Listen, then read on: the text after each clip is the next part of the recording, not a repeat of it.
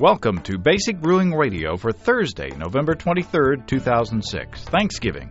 I'm James Spencer. Here at Basic Brewing Radio, we're all about home brewing. With this week, Chris Colby from Brew Your Own Magazine joins us to talk about decoction mashing. It's brewing the really old-fashioned way. Well, I'm posting this week's show a day early because of the Thanksgiving holiday here in the U.S. Happy Thanksgiving to everybody who celebrates that holiday. If you're not in the U.S., you should try it. Just sit around with a family that you never see, eat until you physically cannot eat anymore, take a brief nap on the couch or recliner, and then come back for more later on. And then eat nothing but turkey sandwiches or ham sandwiches or whatever the big meat of the day was for the next 3 or 4 days after that until you're just absolutely sick of it. That's it. That's pretty much the routine. You can have your own Thanksgiving holiday no matter where you are in the world. A couple of years ago, we broke out of the routine in our family. We were eating at my sister's house, and my brother-in-law grabbed the business end of an electric knife. And he and my sister headed off to the emergency room while we all ate the food that they had taken so much effort to prepare at their house while they were gone. So we hope that nothing like that will happen this year. We got a bunch of responses to Jamie's letter from this past week's show. Jamie from Annapolis, Maryland, wrote in asking for advice on how to balance brewing with parenting because Jamie and his wife found out that they were going to be parents soon. And congratulations again to them. David from Delafield, Wisconsin writes, I have a 2-year-old son and one on the way in December. Congratulations, David. My recommendation is to brew as much as you can before the baby comes. For the first 3 or 4 months, you will be busy with changing diapers, helping your wife, and dealing with a constant flow of people visiting. David says, I brewed 50 gallons of beer before my first one came. It lasted me about 4 to 5 months. Now that we are expecting again, a friend and I are doing an all-night brew night. Hopefully we can pull off 2 all-grain batches and an extract. So start brewing now, David says, and when the baby gets on a schedule, you can get back on the home brewing horse. I think that's excellent advice. Brew ahead and stock up for those the dry months in the home brewing hobby while you're paying more attention to the baby, which you should be. Michael from Portland, Oregon says, I have 2 children, a 4-year-old and another just over 1 year, and have been all-grain brewing regularly, turned into Tom Brokaw there for a second, over the past 2 years. Granted, it might take a little more planning or foresight, but it certainly has not limited my brewing. I average around 2 brewing sessions per month. I've found that my kids are very much interested in the process. Outside of the obvious dangerous portions, Michael says, I invite my 4-year-old to get involved as much as she wants. As my kids get a little older, I actually see brewing as a fun and interesting method for teaching them some basic science. Along those lines, I'm even considering purchasing an inexpensive microscope. Anywho, Michael says, my point is that your brewing needn't be put on the back burner just because you have kids. On the contrary, get them involved. Well, I agree with that. But to combine that with David's advice of, brewing ahead of time so that when the kids are itty-bitty, teeny-tiny, you will have good home brew. But then once they're a little bigger, we'll get back into the game and involve them. And Jeff chimes in along those same lines. Jeff from Michigan writes, it's a great opportunity to share quality time and your enthusiasm for a hobby with your children. There's a lot to teach during the process, like safety, math, science, and yeast/germs. Keep it simple, and as they get older, give more detail. My daughter is the best brewing buddy. She got to know all the equipment and is able to help me clean before and after. Aha! Well, there we go. It gives me time to spend with her and talk about what's going on at school and with her friends. I find that it is great Father-Daughter Day. She also has her own brew day when we make root beer, Jeff says. Just remember to plan a much longer brew day and pay close attention to safety. And when the inevitable mess/spill happens, relax, don't worry, laugh, and have a root beer. Well, I think that's excellent advice. And I think that you're also teaching your kids to, that moderation is good. if you're doing homebrew. Homebrew is not evil in itself. The abuse of homebrew, you could argue, is, but you don't have to lump it all into one big bad category. Well, enough. So I stepped up on the soapbox there a little bit. Didn't mean to, but happens. I stumbled onto the soapbox. Well, since I'm packing for the holidays, let's jump on into our interview, shall we? In this month's issue of Brew Your Own Magazine, editor Chris Colby gives us a lesson on decoction mashing. Decoction is a technique used in the old days as a necessity and used today by homebrewers who want an added layer of authenticity in their brews. Well, Chris Colby, welcome again to Basic Brewing Radio. Hey, James. Today we're going to talk about something that is, I guess you would say, it's an advanced technique. It's certainly a technique that takes a lot of energy and time in doing, and probably only a slim fraction of even all-grain brewers, well, it has to be all-grain, a slim fraction of brewers actually do this, wouldn't you say? Decoction. Yeah, I have no idea, what percentage of all-grain brewers try decoction. Some I know would be limited by their equipment and wouldn't be able to do it. I don't know. I think every all-grain brewer should try it at least once, though, because it's just, it's both historical and also pretty interesting. I think it would be interesting to see how many brewers actually do it more than once. Yeah. It is a time-consuming and, like I say, an energy-consuming process. What is decoction mashing? Decoction mashing is just a form of mashing where you mash in at a lower temperature, lower than a saccharification rest.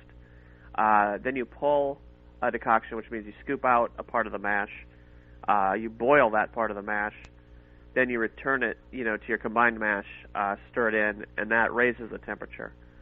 And you can, depending on where you rest in, you might have, a single decoction until you reach your saccharification temperature, or you might have two or three, and those are called, single, double, or triple decoctions. The thing that struck me when I first heard about this method was that when we're talking about getting people into extract brewing, and we're saying putting the grain bag in the water as it heats up, and you let it steep in there for a while. But for heaven's sakes, take the grain out of the water, after it reaches 170 degrees, and don't let the grain sit in the water over 170 degrees because you'll get astringent off flavors. Well, now we're taking grain and we're boiling it. What's up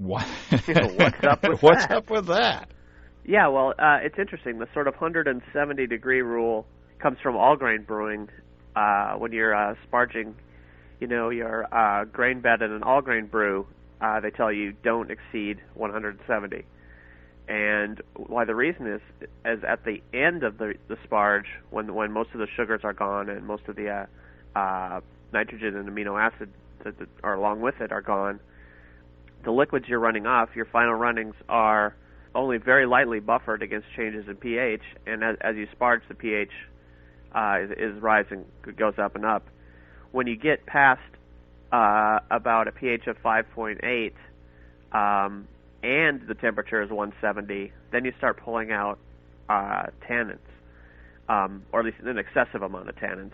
You're always getting some, but so if you have a combination of high pH and high temperature extracts tannins, but a combination of lower pH, like you have during the mash, and temperatures, even higher temperatures like boiling, don't pull out as many. So, and then the 170 degrees sort of migrated over to extract brewing, where it may or may not be exactly applicable. It would depend a lot on the volume that you're steeping the grains in. If you had if you were steeping them in a separate pot and had a thickness roughly like a mash, you could heat the grains up to boiling. But if you're doing it, you're steeping a pound in 3 gallons of water or something, then you probably shouldn't even heat it up to 120 or something. I don't know the exact temperature, but so it's basically a curve that depends both on temperature and pH. And when you've got a mash, even a fairly thin mash like in decoction mashing, the pH is low, and you can boil the decoction with only you get more tannins from a decoction mash, but not so many that they're they ruin your brew. In some styles, it's appropriate to have some tannins, isn't it? Yeah, the Germans have a word for it, which of course I forgot and didn't look up before the interview. But there's a word that basically means something like nice tannin character. And in a decoction mash beer, there are people who claim that you taste this, very light, very subtle taste. And I've never done one side by side. I do a lot of my Vienna lagers with a single decoction mash, and sometimes I do them with just a single infusion mash or a step infusion mash. And it seems to me that I get a little bit more of, there's like a grainy flavor that I like when I do it the single way, but I haven't exactly tested it side by side. So yeah, it might lead to a different character in beer, but sort of a lot of people have speculated about that and tested it, and none of the tests have been really, on a homebrew scale at least, have been really conclusive. But the bottom line is, since you're pulling this thick, goopy bunch of grain out of your mash and boiling it, you don't have to worry about the tannins. So right, you pull in your decoction. You pull out it's generally a third of the mash, and you scoop out the thickest part. It'll be sitting there, and there'll be some water on top, and then there'll be the stuff at the bottom, and it's the stuff at the bottom that you pull out and boil. Now, give us some history before we get into the methodology. Give us some history of how this method started. Well, the method's really, really old. A triple decoction mash is probably the ancestral mash procedure for German brewers.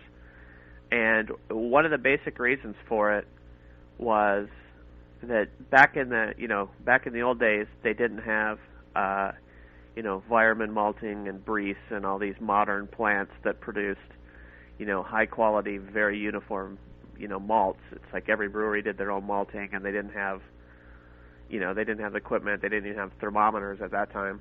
And so malt was of lower quality than we get today, in terms of degree of modification, and it was also more variable. Brewers couldn't expect to get the same exact malt time after time after time.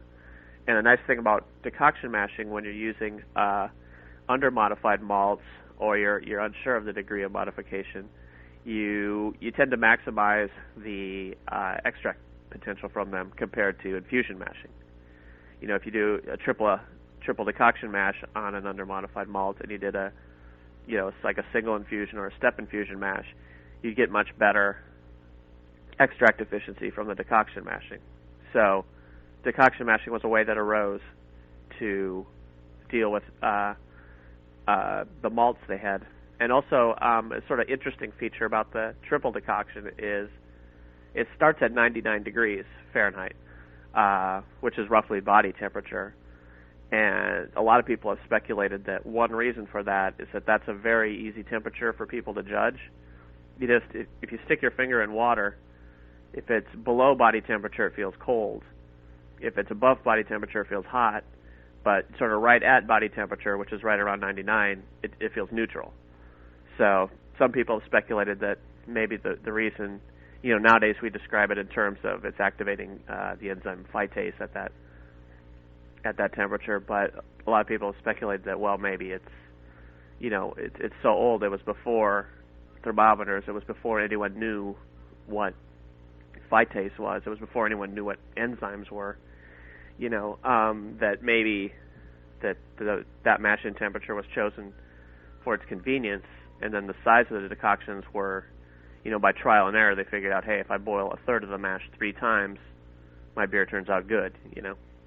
It's amazing that these things kind of happen by accident, or by evolution over time. Of Hans over here made a good beer, and he did it this way, and so other people might have started doing it that way as well, without actually knowing the scientific background behind all this stuff. Right. I mean, at the time that people were doing this, they didn't know. I mean, not only did they not know about enzymes, they didn't know about cells or, any molecule. Well, maybe they knew about molecules, but they didn't have any of the scientific background to understand any of it, much less the specific knowledge that applied to brewing. It was just something that, like you say, most likely just developed through trial and error.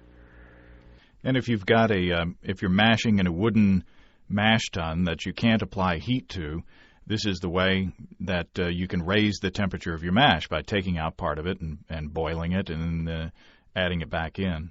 Yeah, you have to have a heatable vessel for the boiling and stuff, but your mash can be much larger than your heatable vessel by, a factor of 3, because you boil 1/3 of the mash. So take us through. I mean, decoction would be just taking 1/3 of the thick mash, at least in the initial steps, out and boiling it. But what are the details? I mean, if you're going to do let's just start off with a basic one.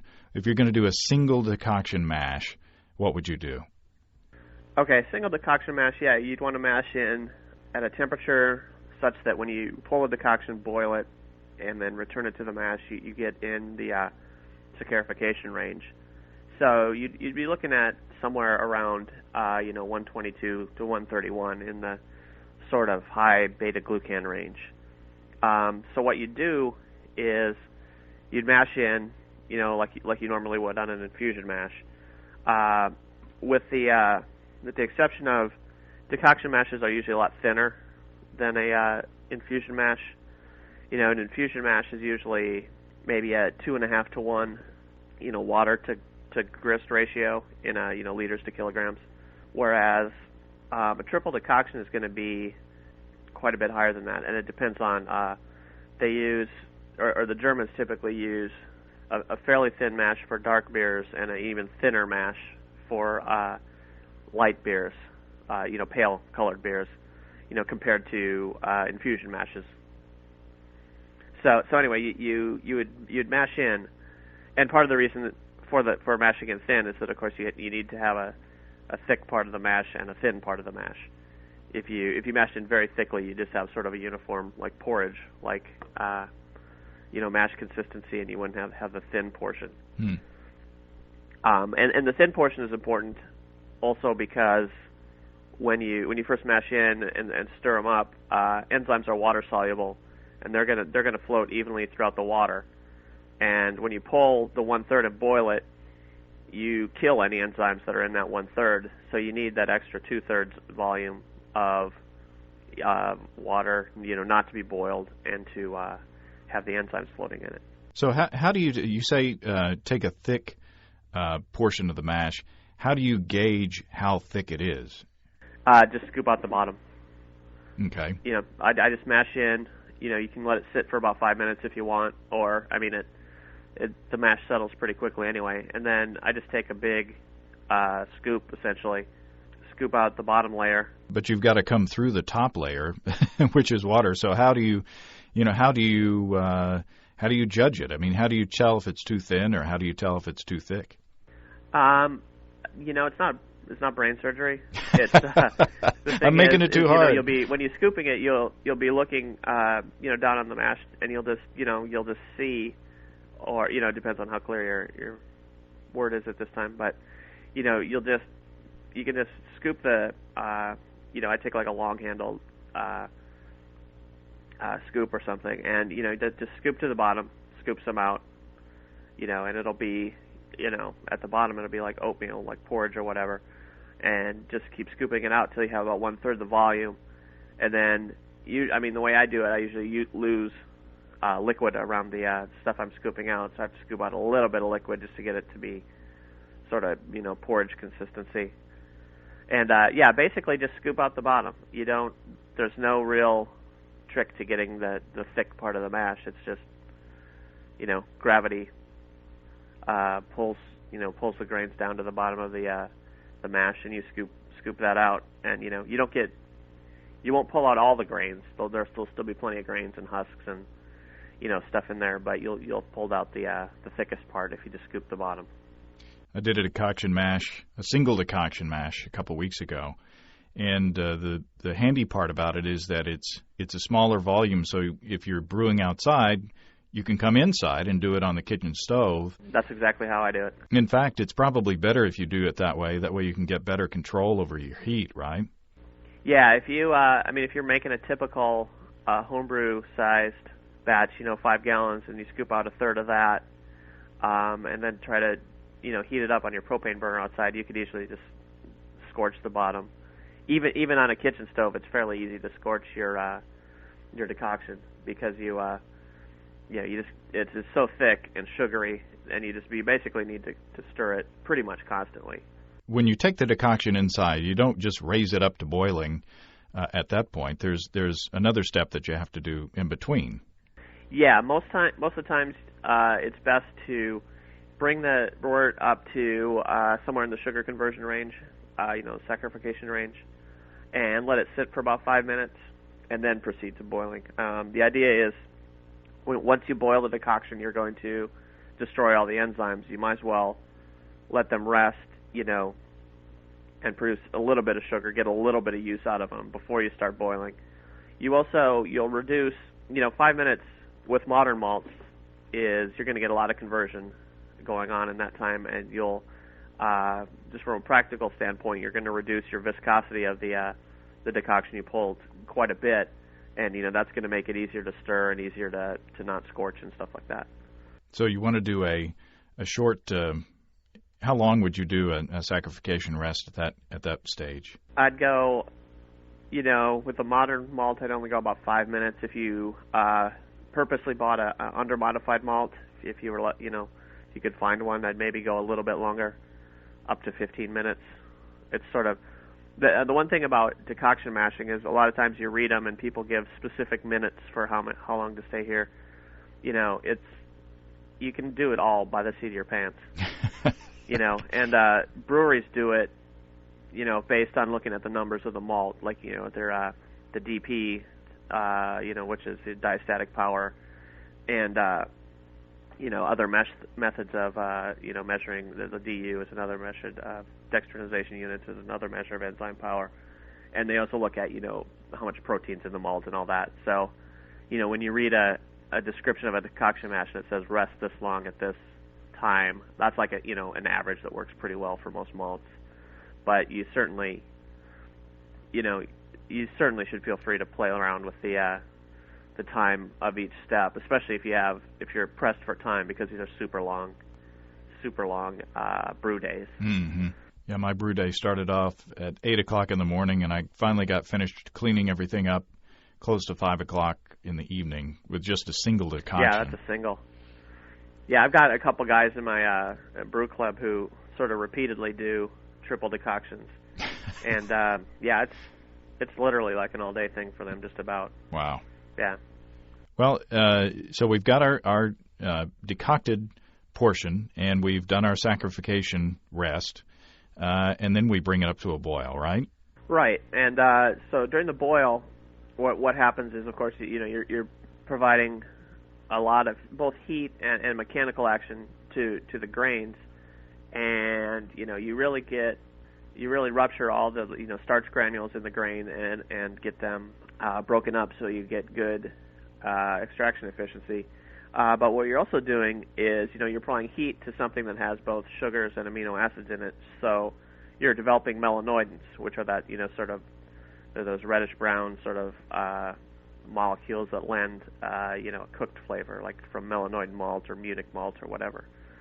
And so you want to sort of boil your decoction with that in mind. If you're making a very pale beer, of course you don't want a lot of that. So a short boil is in order, maybe 15 minutes. But if you're making something like a Doppelbock or a dark Munich lager or something where, you want more of that, you can boil your decoction for up to 40 minutes or so. That's getting pretty excessive, but maybe 30 minutes at least. And, develop more melanoidin. And that's basically why we're doing this, right? Is to get those melanoidin characters, to get Decoction character. Some people swear up and down that there's a character from decoction mashing that you don't get any other way. And then, of course, there's other people who say that you can just add some melanoid and malt and, shave 5 hours off your brew day. I think that Charlie Papazian offered, was it melanoidin or was it aromatic? I don't know. I'll have to go back and listen. They're both roughly the same malt. Yeah, well, there you go. Yeah, they're both. Yeah, that's a shortcut that he had. So when you're boiling, you've got to keep that stuff moving, or else it's going to scorch. Yeah, it'll scorch. If you stir it and let it sit without stirring, literally within a minute, you can start getting some scorching because it's thick and it's both sugar and sort of starch laden still at that point. Yeah, I've developed a medical condition that I'm calling decoction elbow. Decoction elbow. Because a few weeks ago I was, it all started when I was mixing Quickcrete, to do some home repairs. And, that stuff is pretty thick. Mm-hmm. And so the next day my arm started hurting. And then, doing this decoction thing, it just aggravated the situation. So I'm calling it decoction elbow. I think it's a tendonitis of some sort. But yeah. Oh, I wonder if you look in old German medical texts, I bet you could find it. Because even at a homebrew scale, you're sitting there stirring that little bit of mash, and it takes the energy. Yeah. And I can't imagine having your hands the apprentice on your first day and just handed this huge paddle for I don't know how many barrels that they brewed at, but go stir the decoction. Do it a million times. Yeah, no, do it a million times. Okay, so hopefully we've done our decoction right, and we've got it up to boiling, and then we return to our mash tun, which is well insulated, and it's kept its protein rest temperature essentially. And then what? Well, then you just stir it back in, and in a single decoction mash, you should be at your the rest that you want for sugar conversion for the saccharification. One thing, on a practical note, I usually mash in my kettle when I do decoction mashes, and then pull out to a smaller pot for the decoction. Because the reason is, or the reason I do it is that if you end up, and it's fairly easy to do this, especially the first couple times you've tried it, if you end up not hitting your temperature exactly, you've got an easy remedy. If you're, mashing in your pot and you're a little low, you just add some direct heat, stir while you do, and you just zip it right back up to the temperature you want. If you're a little lower, then of course, it doesn't matter what kind of mash tun you're using. You just have to add some cold water to bring it down. Yeah. But yeah, I like doing decoction mashes in my kettle. Although you can do them, and a lot of people do if they have a picnic cooler mash tun. You can do them in one of those too. Yeah, I've got a cylindrical cooler that I mash in, and when I put the decoction back in, I hit 140. So a little low. So I wound up doing a 2-stage saccharification rest. Sure, you can just pull out another little portion, boil it, and add it to bring the heat up. Now I guess in theory you could pull a little bit more than 30%, and then add it back in. And if you hit your rest temperature before you add the rest of your before you're done adding the decoction back in, you could wait until that decoction hits your rest temperature and then add it as well, couldn't you? Right. I mean, there's a lot of little ways you can tweak your temperature. The most obvious is, take really good notes the first time you do it, and then if you're a little low, you'll know how many gallons, hopefully, or quarts that you pulled for your decoction. Just pull a little bit more, and try to alter the temperature that way. You can also cool parts of your, either the main mash or the decoction. If you're, going to go over, you can just take if you have your copper immersion chiller hooked up and, a thermometer, you can cool either one or the other if you think you're going to go over a couple degrees before you mix them back together. It's not brain surgery.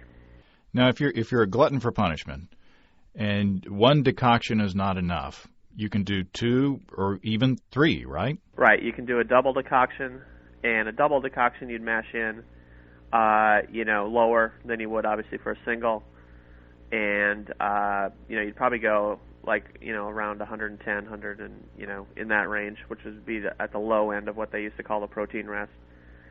Or you can do a triple decoction, go all the way down to mash in at.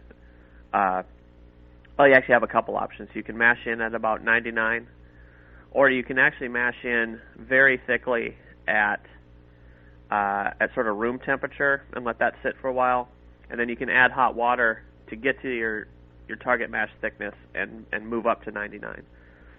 There's sometimes when Germans are making dark beers, sometimes they'll mash in at just sort of room temperature and let it sit for a while. And then bring the mash up to mash temperature with a boiling water. And at that point, mash temperature is only 99. There's lots of options when you do this. Yeah, in Radical Brewing, Randy Mosher goes through a bunch of different decoction scenarios, and they all have, hard to pronounce names. Yeah. Hard for me to pronounce anyway. For a native German speaker, probably not. But and then also in How to Brew, John Palmer goes through the steps as well. And your article is good as well in BYO. So there's Greg Noonan's book. Of course. He goes through New Brewing Lager Beer. He goes through most all of the common he goes through at least single, double, and triple. I know. And I guess the important part in all of it, and correct me if I'm wrong, of course, but the important part in all of it is when you do, no matter where you start at, doing the saccharification rest on the stove with the decoction to convert those sugars is probably pretty important, wouldn't you say? Yeah, I mean, the most important part is that at some point you get the main rest up to your saccharification range and you hold it long enough to convert your sugars. If you get that part of the, if you get the sort of part of the decoction that would be your basic single infusion rest, if you get that done, everything else you do is less important. Obviously, complete conversion, that's the reason you're mashing. The other parts of it are either to increase efficiency or perhaps to develop, melanoidins, or also, to complete other goals, with respect to, degrading beta-glucanase or other things in the mash. But basically, I would say, especially for a first-time person, step through your decoctions, have fun, but only really start to worry, if at all, if you need to add some heat to get up to saccharification range, or if you need to add some water to get down, on your final decoction. So what are the pros or cons? I mean, it takes a lot of effort, but is it worth it? That's sort of something the individual brewer can come up with on his own. If you are doing a traditional German style lager and you want to do it the traditional sort of way, then doing a triple decoction mash or even a single decoction mash can be a way to feel like you're brewing beer in a traditional way. If you're highly pressed for time, then maybe that's not the that's not maybe the way to go for you. All modern malts can be converted with a single infusion mash without any problem. You don't need to decoction mash anything except under modified malts. And you're not going to be buying under modified malts unless you're doing it on purpose. You're gonna know if you have some. And taking time and enjoying it is what the hobby's all about, basically. Yeah, I mean, when I brew, especially when I brew a lager like this, and I do, I do single decoction mashes for my lagers.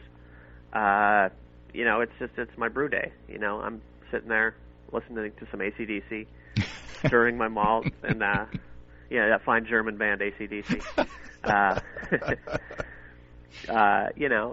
it's fun. It's enjoyable. And if it was something I had to do, and I was under a time schedule, I would skip it. I'd do a single decoction mash or a single infusion mash, but or an extract beer. Yeah. Or go to the store and buy beer. Exactly. Yeah, there's a lot of options versus doing a triple decoction mash if you just want beer. And and lagering in itself. I mean, some people don't do lagering because it just takes too much time, but other people like taking a lot of time and crafting this beer, and there's something rewarding about putting all this energy into a style of beer and then coming out the other side with something that's really wonderful and is hopefully perceptibly better than something that would take less time. Yeah, sure. I mean, if you've if you go through a triple decoction mash, let's say you make a Doppelbock and then you lager it for months, maybe even 4 to 6 months.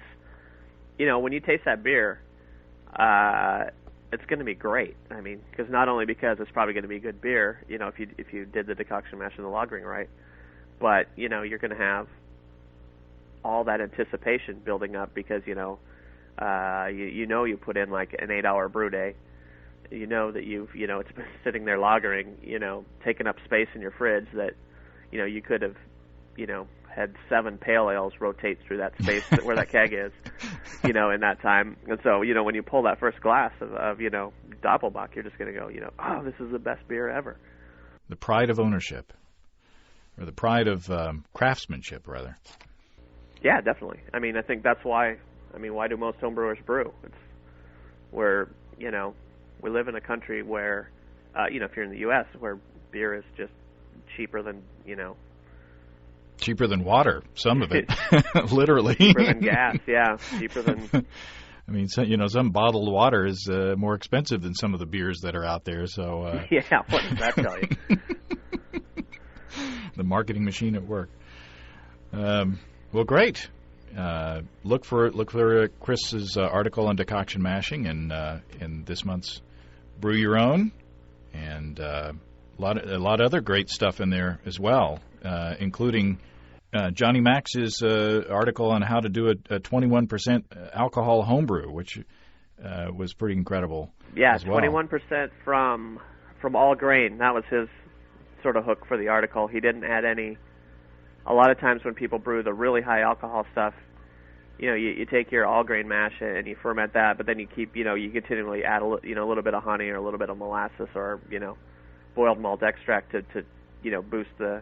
But this was straight from. I think he did 31 pounds of Marisauder malt and just boiled forever to concentrate it down and then fermented it out. It's fascinating, and it all started because someone told him he couldn't do it. So yeah, someone told him he couldn't do it, so he's like, "No, I think I will." Well, outstanding. I appreciate your time again, Chris. Oh, it's always great talking to you. We'll talk to you next time. All righty then. Well, thanks again to Chris Colby. If you click on the Brew Your Own banner ad on basicbrewingradio.com, you can get a free issue of the magazine. And if you decide to subscribe after receiving your free issue, you'll be supporting this podcast. And we greatly appreciate all of you who have done so already. We've got good response from that. Thank you very, very much. And you'll enjoy the magazine. It's a good magazine. Next week, we'll delve into the history of beer in the United States with author Maureen Ogle. Maureen has written Ambitious Brew, the story of American beer, and it may not be the history that you expect. We got to meet Maureen in Denver when we were there for the GABF, and it'll be fun to talk to her on the show. If you have brewing questions, show suggestions, or just want to say howdy, write to james@basicbrewing.com or fill out the contact form on basicbrewing.com. And please don't forget to tell us where you're from. And while you're on our site, you can check out our online shop, as Tom Brokaw would say, our online shop, where you can find great pricing on our DVDs and a combo deal to save you even more. Enough of that. This is for those who stick with me all the way to the end. Just a little goofiness, pre-holiday goofiness. In our first DVD, Introduction to Extract Home Brewing, we walk you through the extract brewing process step by step from boiling to bottling And in Basic Brewing Stepping into All Grain, we take you through the all grain process from milling your grain to collecting your wort. And we go through the process of step mashing and infusion mashing and batch sparging and fly sparging. And Steve and I have some fun along the way. You can see a listing of the fine folks across the country who sell our DVDs on basicbrewing.com. And if there isn't a vendor in your area, you can order it from us online. That's all until next week. Until then, thanks for listening. I'm James Spencer. Production help for Basic Brewing Radio and our website is provided by our buddy Kelly Dodson, who also designed our logo. Basic Brewing Radio is a production of Active Voicing. We'll talk to you next time, everybody. Happy holidays. So long. See ya.